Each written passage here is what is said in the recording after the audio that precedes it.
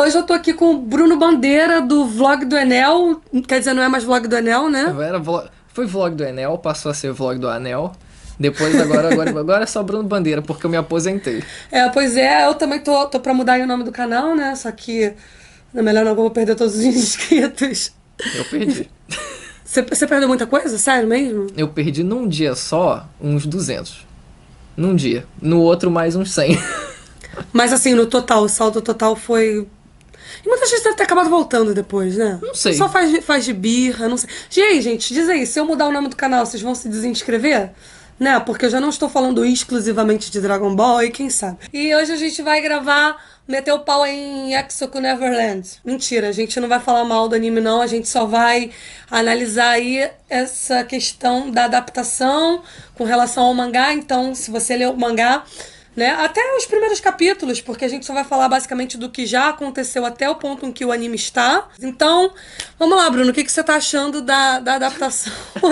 Jogou logo pra mim. Então vamos lá, Bruno. O que você tá achando?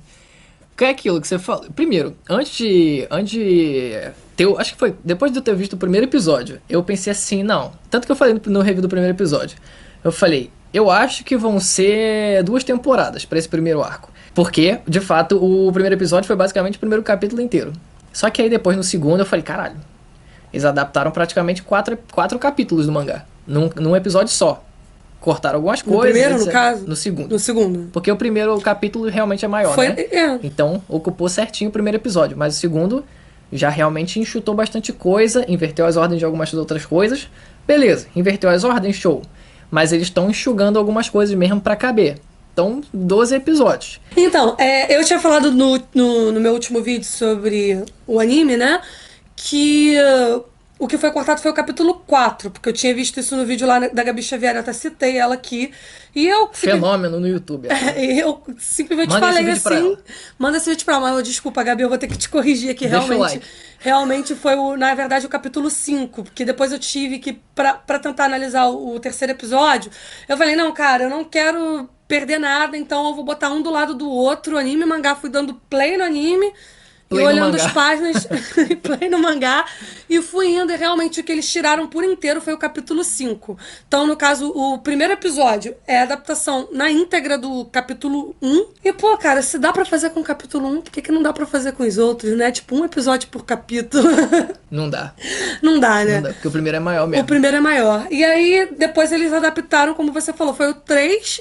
O 2, o 3 e o 4. Tudo no capítulo 2. E o 5 eles desapareceram com esse capítulo. E como o Bruno falou, inverteram as ordens. Só que, vamos lá, assim, tudo bem que não dá, né? É normal que se adapte a algumas coisas. Inclusive, eu sou muito defensora da ideia de que mangá e anime, filme e livro são mídias diferentes e devem ser tratados como mídias diferentes. São independentes uma da outra. Pode não ser fiel, pode seguir uma história totalmente alternativa e tudo mais. Só que, assim, eu acho muito ruim quando isso acontece não por uma questão do diretor ter feito uma linguagem diferente, ter tentado construir uma obra autoral com a marca dele. E sim, simplesmente por uma questão, né, de pressa, que é o que eu acho que está acontecendo com Neverland. Eu não diria que as mudanças estão sendo feitas porque é uma nova linguagem, é o estilo de quem está dirigindo, sabe? Não é uma questão de estilo, né? Não é uma opção estética. É realmente É pra caber, não é padrão, né? É pra caber. Então aí eu acho que realmente cabe crítica quando a adaptação, quando as mudanças são feitas só em função de uma pressa, né? Cabe a crítica, porque quem determina quantos episódios tem que ter, né? É a indústria, né? E esse padrão industrial do contrato que foi feito, né, talvez não tenha sido um bom contrato e talvez realmente esteja prejudicando a obra original. Não são comparações que você possa considerar que no anime foi melhor do que no mangá. O mangá sempre necessariamente vai ser melhor nesse caso, já que a adaptação é só para se encaixar. Não é nada por estilo ou por uma escolha estética. Uhum. E assim, já que você tocou nesse ponto, tem a comparação sempre com Death Note. Porque esse é um novo Death Note. Vai ser o sucesso porque, né, várias estratégias psicológicas e realmente como se fosse um tabuleiro de xadrez mental que eles estivessem jogando ali. Só que Death Note tem uma direção sinistra. Tem uma direção assim que o cara tá lá só escrevendo no caderno e a câmera e voa e o maluco tá lá delirando na parada. Parece que tá em êxtase, drogado mesmo. Sai escrevendo assim a redação do Enem. Ah, muito louco. E assim, talvez seja uma questão também de direção. Tudo bem, o Death Note tem uma parada mais mística, dark, com o lance dos Shinigamis, o conceito do Death Note. Tem também o lance dos monstros, mas tem também o fato de que eles também vivem numa fazenda, no caso, né, num orfanato, tudo colorido, tudo bonitinho, então talvez a ambientação sofra uma certa dificuldade para adaptar isso, mas daria pra fazer um negócio bem trabalhado. Até porque o anime tá sendo feito pela Cloverworks. E quem conhecia a Cloverworks antes de Neverland, né? Basicamente ninguém. Até quando, antes de ter a ideia de sair o anime, até porque ia sair, obviamente, mas ainda tava se cogitando se ia sair ou não. Eu até falei, porra, seria excelente se caísse na mão da Madhouse. Não por ser a Madhouse, porque Madhouse tem um nome incrível e todo mundo ama. Mas por ser muito semelhante ao Death Note nesse sentido. E ela ter feito um excelente trabalho nesse anime. Então, poderia ser uma forma de também fazer nesse outro. Com relação a essa semelhança com Death Note, né? Quando eu comecei a ler o mangá, eu comecei a ver essas comparações, eu fiquei meio sem entender, sabe?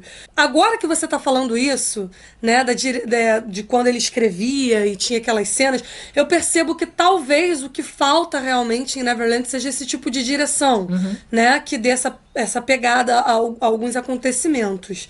Porém, assim, eu não vejo tanta semelhança do anime com Death Note, né, da história de Neverland com Death Note quanto estão dizendo.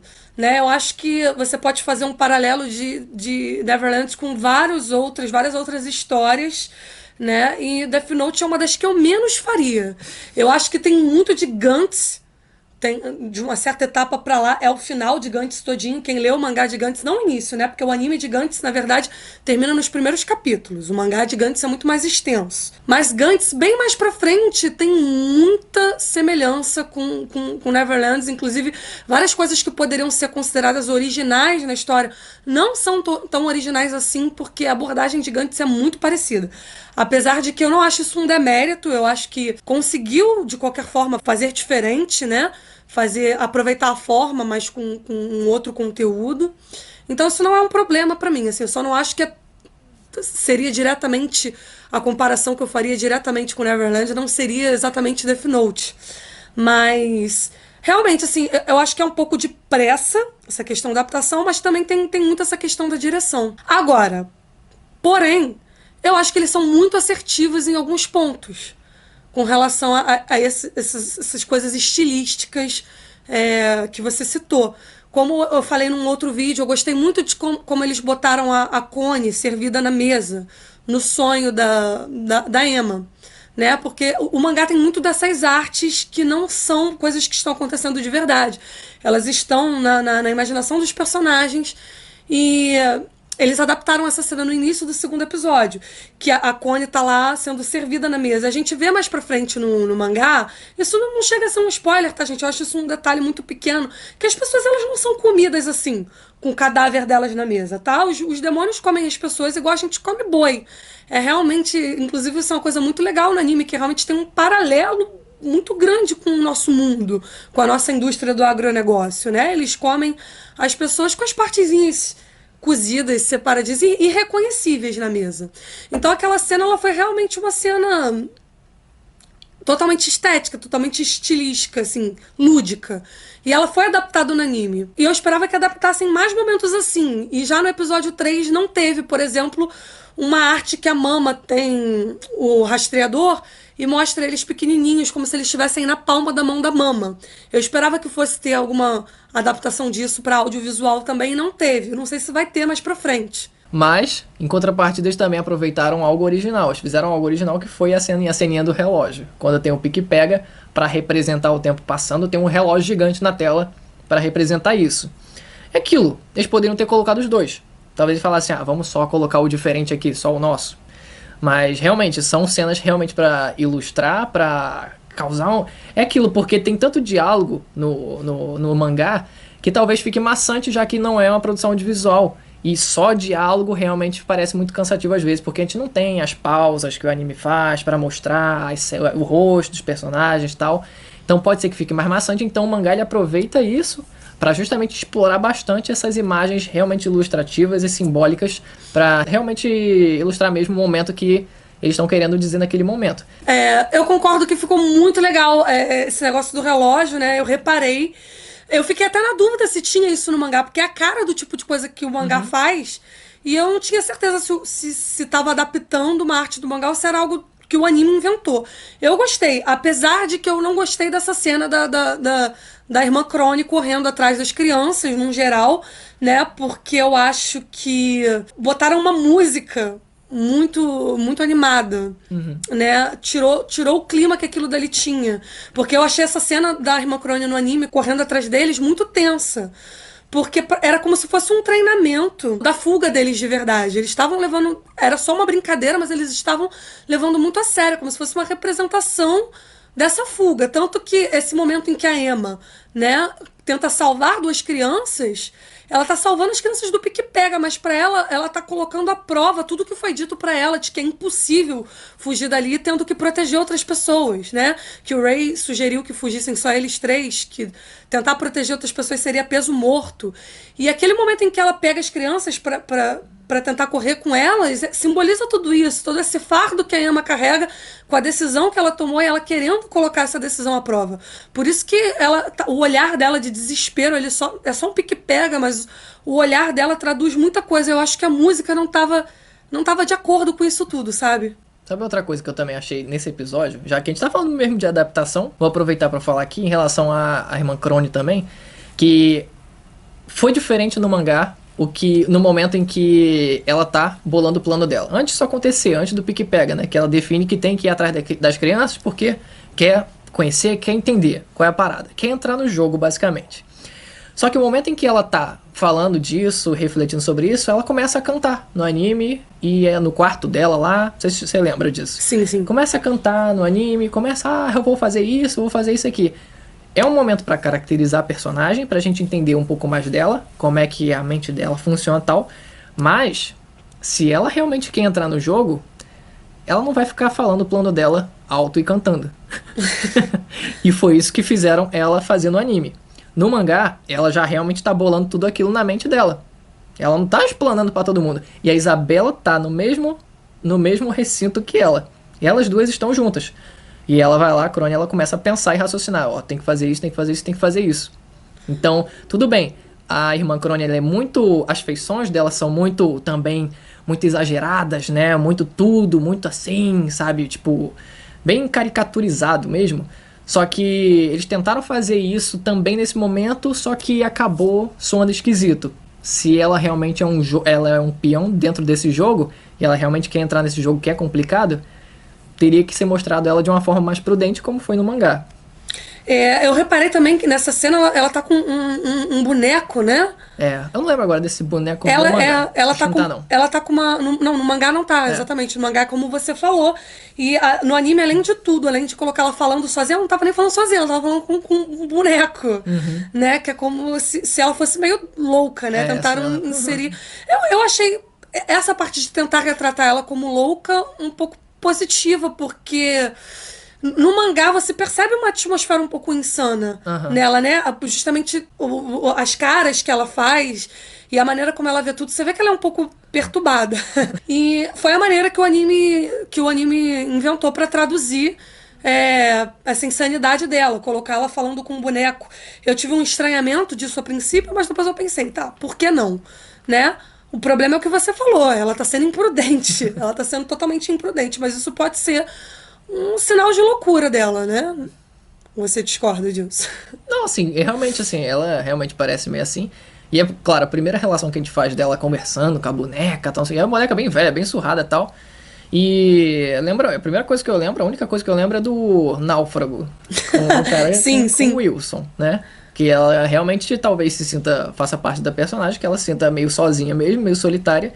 E que se apegue a alguma coisa que ela trate como se fosse outra pessoa mesmo, né? Seja ou realmente uma bola, ou se fosse ou que seja uma boneca, que já tem uma feição mais humana, não é diferente da bola que o cara teve que colocar, né? Fazer uma pintura pra parecer uma cabeça, um rosto mesmo. Nesse caso já tem a boneca, beleza. E como você falou, foi bom pra caracterizar ela. Eles tentaram fazer algo positivo. Só que isso atrapalha. Isso atrapalhou e nesse sentido que eu falei. Então, tem essa... É meio que foi uma faca de dois gumes eles colocarem essa cena. Essas escolhas, né, é que me deixam muito confusa. Porque como eles criam algumas coisas por estética, eles criam algumas novidades por estética, como essa cena da irmã Crone, falando sozinha com a boneca, e como a cena do relógio, né? Você percebe que eles não estão deixando de criar uma tensão em outros momentos porque eles estão fazendo uma coisa crua. Porque em outros momentos eles se preocupam com isso. A questão é da onde que parte essa escolha de criar essas coisas estilísticas em alguns momentos e em outros não. Sabe, da onde parte essa escolha de não adaptar alguns momentos que seriam muito interessantes. Essa questão de botar a Crone falando sozinha, por exemplo, é obviamente uma maneira deles contornarem os pensamentos, né? Como pra não ficar aquela coisa monótona no anime de ficar botando pensamento. Apesar de que Death Note tinha muito isso, né? Death Note, o tempo inteiro, o plano do Raito e do L eram mostrados com legenda em momentos que eles estavam mudos. Era realmente eles pensando. Mas o anime não quis seguir esse caminho, né? Você percebe que nesse momento eles botaram ela falando com o boneco para que ela não estivesse pensando. E vários outros momentos que os personagens estão pensando são simplesmente ignorados, né? Das partes que são cortadas, boa parte dos cortes são de pensamentos. Né? Inclusive pensamentos da mama, que eu acho que isso fez muita falta. Porque no anime a gente só tá tendo a perspectiva das crianças, quando no mangá lá pro final do capítulo 3, a gente já começa a ter ali a perspectiva da mama, analisando que nenhuma criança teve um comportamento diferente naquele dia, nenhuma criança em peculiar se destacou. O momento que ela foi falar com a Emma, né, aquela cena bizarra que ela chega pertinho da Emma e arregala o olho, ela tem uma reflexão dela depois dizendo que a pulsação, os batimentos da Emma ficaram numa frequência normal. Que ela não foi suspeita, ela não agiu de maneira suspeita. A gente perde toda essa articulação da mama no anime, né?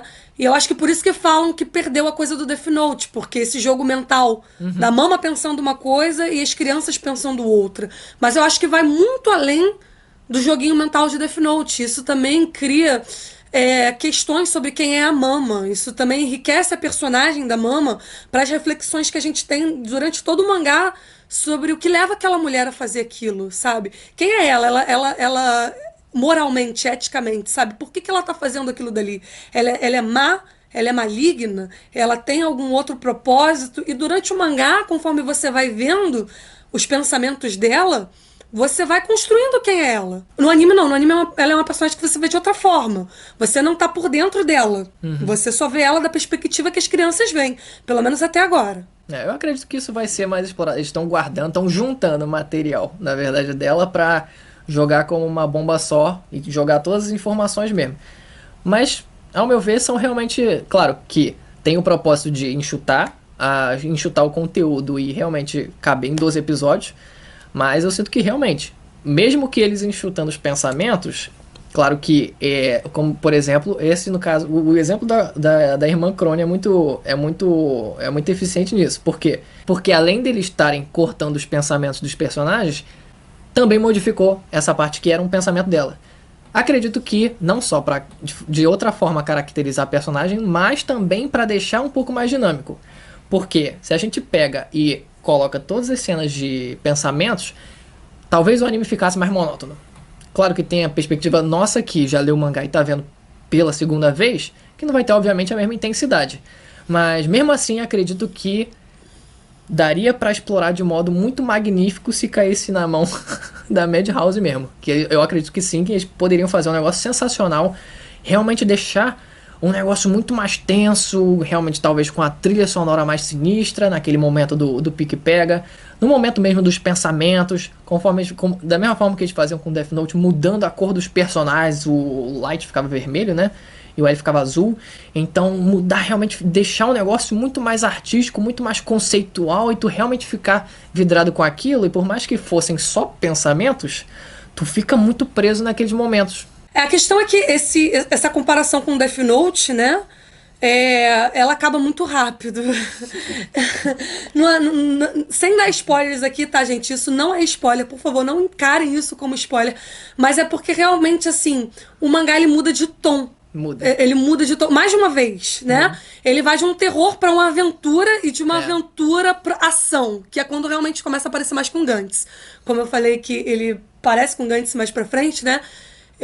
São as nuances que ele passa. O Death Note realmente é mais o primeiro arco mesmo. Death Note é o primeiro arco. Então talvez por isso talvez focar tanto nesses jogos mentais não fosse uma escolha muito, muito boa, justamente porque depois eles teriam que mudar drasticamente. Faz sentido. Né? Então, assim, mas talvez um meio termo, não precisava botar cores de cabelo diferentes e transformar isso num jogo mental totalmente, né?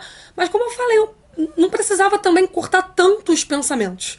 Principalmente os da Mama estão fazendo muita falta até agora. Eu não sei se depois vai mostrar os pensamentos da Mama, mas estão fazendo muita falta. Principalmente no final do capítulo 3, que eu não vou falar aqui o que acontece, porque eu tenho a expectativa de que eles vão fazer disso uma revelação em outro episódio. O capítulo 3 já foi adaptado, isso já era pra ter acontecido, não aconteceu ainda.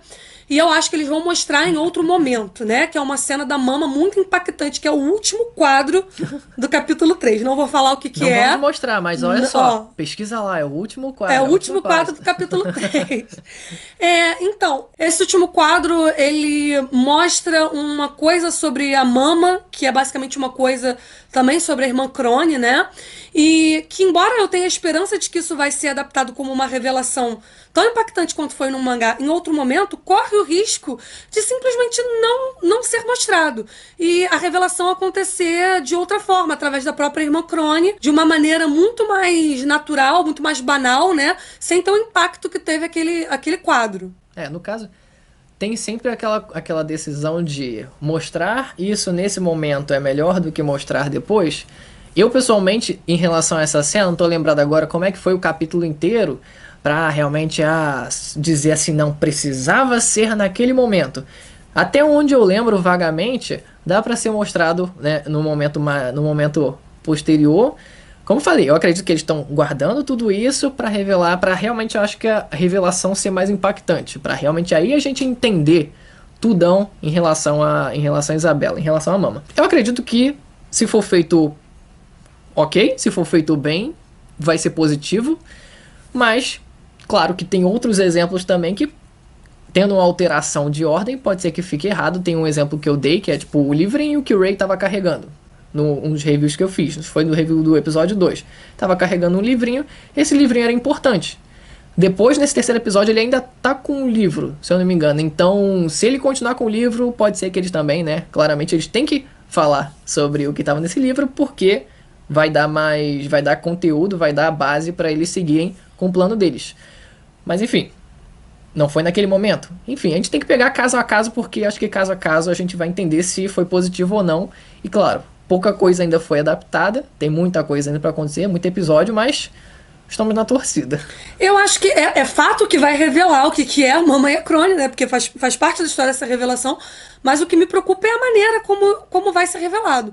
Porque essa cena final do capítulo 3 do mangá pode ser realmente ignorada, que isso seria revelado depois nas outras páginas do mangá, naturalmente. Se alguém por acaso passou o olho naquele quadro do mangá e não viu, e pulou o capítulo direto, passou a página direto, a pessoa vai ter aquela revelação, só que de uma outra forma. Que não de uma forma assim, entendi. Pá, é isso. Entendi. Entendeu? E eu acho que vai acabar sendo dessa outra forma. Vai perder aquele momento em que ela mostra um detalhe ali que você fala, caraca, porque é de uma vez. É de uma vez. E da outra forma vai acontecer mais gradualmente. Teoricamente já sabe, então Sim. Só vai seguindo adiante. Eu vai aposto que não. Você aposta que vai ter uma revelação? Eu acho que vai ter exatamente a mesma página. A mesma página, você acha que ela vai ser adaptada para anime? Vamos apostar? Não. Já está querendo fazer outra aposta, o Bruno, né? O jogo aqui rapaz que gosta de apostas. Apostando a vida. Apostando a vida. Só a vida dessa vez, né? Só a vida. Vamos começar leve. Apostando só a vida. Pois é. Eu quero acreditar nisso, que eu acho que vai ficar realmente melhor assim. Mas eu não tenho essa sensação, não tenho essa impressão, não. Eu acho que não vai ter esse momento. Eu acho que vai. E conversando com você agora, né, debatendo aqui, como eu falei, como a sugestão que eu dei de realmente guardar tudo pra deixar num momento mais que revele tudo de uma vez, vai engrandecer aquele momento. Pelo menos é o que eu espero. Pode ser o que você tenha falado, de realmente ignorar aquela parte e ir mostrando de forma mais banal mesmo, porque, né? Enfim. Mas então, falaram do episódio 2, que foi super corrido, né? Que ignorou o capítulo 5. Porém, né, o episódio 3, eu vou falar aqui rapidamente, não deixem de ir lá no canal do Bruno assistir a análise dele do episódio 3. Como esse vídeo aqui vai ser lançado no meu canal, e já falo um pouco de tudo quanto é episódio, eu não devo fazer análise especificamente desse episódio agora. Eu vou esperar o quarto e vou emendando. Assim, eu também não sou muito adepta a falar análisezinha episódio por episódio. Eu gosto de falar mais livremente sobre tudo que eu tô achando. Então vai ficar esse vídeo aí. Mas, assim, eu esqueci o que eu ia falar sobre isso. Mas como eu não vou fazer essa análise aí do episódio 3, eu já vou dizer aqui que ele, no fim das contas, teve mais coisas condensadas do que o próprio episódio 2. Porque o episódio 2 adaptou o capítulo 3, 4, 2, 3 e 4, quando esse outro capítulo adaptou do 6 ao 9. 6, 7, 8, 9. Eu olhei página por página. Mas e ele cancelou. fui pausando. Não lembro agora se ele cortou totalmente o capítulo 5. Ou se foi só o final do capítulo 3, você falou? Cortou boa parte, praticamente toda a ideia do capítulo 5. Porque o capítulo 5 é aquela. Muito por alto. O capítulo 5 é aquele capítulo que a mama bota as crianças pra fazer tarefas domésticas, que é pra mantê-las distraídas, né? E tem todos aqueles joguinhos mentais. E não teve as tarefas domésticas porque a irmã Crone já tava lá no capítulo 3. E o capítulo 9 inteiro é o pique-pega.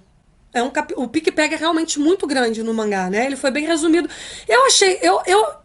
Apesar de ter tido mais coisas condensadas no capítulo 3 do que no capítulo 2, eu senti menos falta de coisas no 3 do que no 2. Eu acho que o que foi condensado ali foi melhor. Tipo, valeu a pena aquela condensação. Foram coisas necessárias de terem sido condensadas. Eu realmente achei encurtar o pique-pega muito válido, né?